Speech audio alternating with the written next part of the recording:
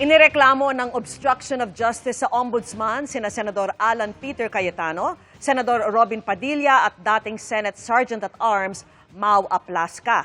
Ang basehan ng naghaing grupo nangyaring kaguluhan sa Senado at pagtakas ni Senador Bato de la Rosa.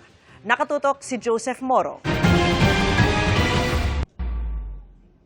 Ang paglalagay sa protective custody kay Senador Bato de la Rosa, ang putukan sa Senado, at ang inaming pagsabay ni De La Rosa kay Senador Robin Padilla paglabas ng Senado. Sa mga yan isinisisi ng Grupong Tindig Pilipinas ang hindi pagkakasilbi kay De La Rosa ng arrest warrant ng International Criminal Court o ICC.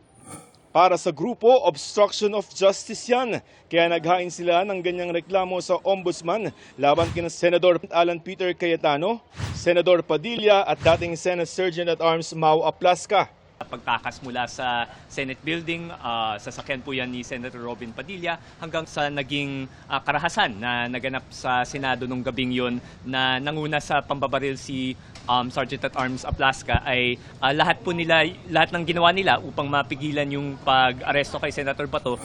Pero dahil may parusang 4 hanggang 6 na taong pagkakabilanggo lamang obstruction of justice, maaaring humingi ng immunity laban dito ang mga senador. Nawawala lamang ang immunity sa mga kasong may parusang 6 na taon pataas. Sinisikap pa naming hingan ang pahayagang 3 pero dati nang nanindigan sina Cayetano at Padilla na walang bisa sa bansa ang ICC warrant. Pero giit ng Tindig Pilipinas, valid ang ICC warrant kaya hindi ito dapat hinarang. Kahit yung mismong Supreme Court, lahat ng mga legal na institusyon dito sa Pilipinas ay kumikilala sa autoridad ng ICC para sa period na naging parte po tayo doon. So, we've never before seen yung isang Senado na talagang ganitong kagulo. Sumabay siya sa pagpasok ni Senator Alan Peter Cayetano bilang Senate President.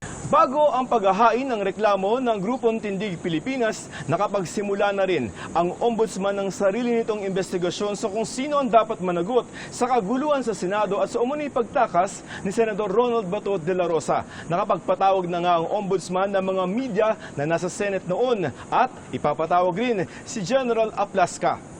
Tuloy rin ang investigasyon ng Department of Justice o DOJ na hiwalay sa investigasyon ng iba pang ahensya.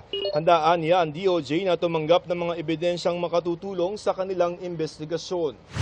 Joseph Morong, Nakatutok 24 Oras.